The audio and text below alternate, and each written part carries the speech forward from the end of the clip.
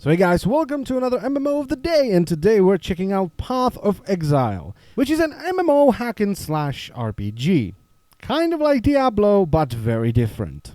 And first of all, it is a free-to-play game with probably the best cash shop I have seen in any game ever made.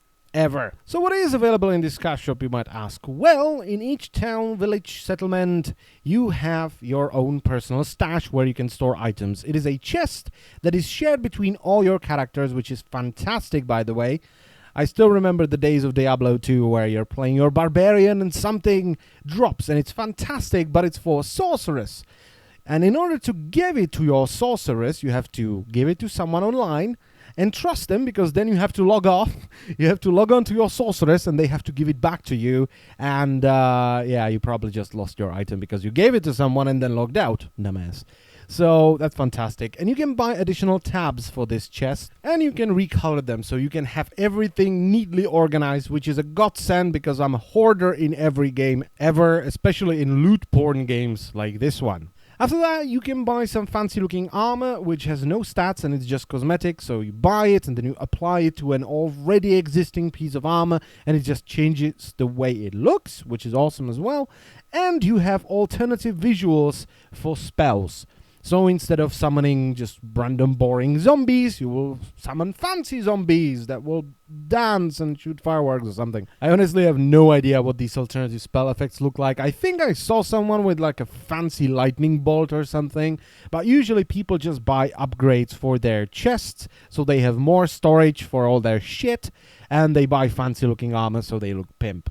So the main question, is it fun? Oh yeah, it is. It's actually quite simple with these kind of hack and slash loot porn games. You have to get one thing right. One thing has to be good. It has to feel good, it has to be awesome. And that's killing dudes. If killing dudes is not fun, then the game is just bad. And killing dudes in this game, oh, it is more than fun. You have so many different ways to kill dudes.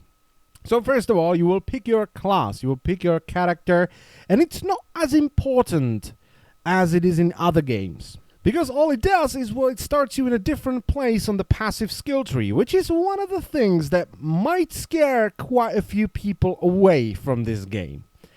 Alright, because, well, the skill tree, the passive skill tree, is kind of terrifying. It is really scary. It is intimidating as hell.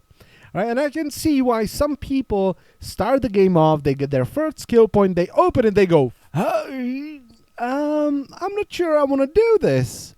What the fuck is this? Because this is the skill tree. Isn't that the biggest fucking skill tree that you've ever seen? I don't think I've ever seen a bigger fucking skill tree. So that's the passive skill points. You get a point every time you level up, or sometimes from an item you find throughout the campaign, or when you finish a quest. And even though it's intimidating at first, it might be really scary, it's not that bad. You will get used to it, alright? I've been playing this game for a couple of years, on and off, since closed beta, and I got used to it. I start a new character, I'm like, okay, I kind of want to do this. So I have to go here, I'll pick this on the way, that, then I'll pick a couple of intellect nodes over here, then I will go over here, which will grant me access to this, and you will get used to it. Trust me, it's really scary, and the first time I opened it, I went, oh, fucking hell. Where do I want to go? What do I want to do with this? But right now I just open it. I'm like, all right, I kind of know where everything is, so I can kind of decide where I want to go, and I can plan ahead. So eventually I will create my own build that I wanted to create. But then there is the skill system, and as a character, you are not locked to any particular skills. You can use any skill in the game as long as you have the attributes for it. And you gain access to spells by socketing skill gems into your equipment. And there are three main types or colors of these gems. There are red, which are strength-based gems, green, which are agility-based gems, and blue, which are intellect-based gems. Some of them are a mix of two, but most of the time they're just either strength, dexterity, or intellect. Now, items have different amount of sockets, alright? You can have a chest piece that only has 2 sockets, but you can also have a chest piece that has 6 sockets. And you might be looking down on my skill bar, which is at the bottom right corner of the screen, and going like, But if chess piece has 6 and then you have like 3 in your weapon and 4 in your shield, isn't that too much? Well, the passive skill tree isn't the only thing that's kind of mental in this game, alright? So, you have support gems in this game as well. So, what you can do is you have a lightning bolt spell.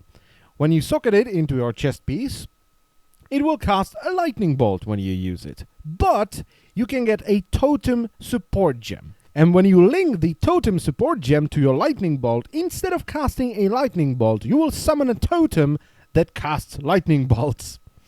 Alright, then you can add another support gem that, I don't know, adds cold damage to it, so you summon a totem that does lightning damage but also slows enemies down because it does additional cold damage. And you can then pair it up with one of the nodes from your passive skill tree, which makes it so that when enemies are struck by a certain element, their resistance with that element goes up, but their other resistances go down. So what you can do is you can get a lightning nova spell with this particular passive node, and you link it to a totem gem. Alright, so you summon a lightning nova totem, which boosts their lightning resistance but makes them vulnerable to cold and fire, and you yourself can use cold or fire spells for boosted damage. It is really good, and I think that's the one thing that sets this game apart and makes it way better than Diablo in my opinion. It just has way more depth. And when comparing Path of Exile and Diablo, which is something I have to do because they're essentially the same game even though they're very different, it's kind of like comparing Skyrim and Morrowind from the Elder Scrolls series. Skyrim and Diablo are more polished and they're very fun, but they're more of a theme park where you have different things you can do and you choose what you want to do.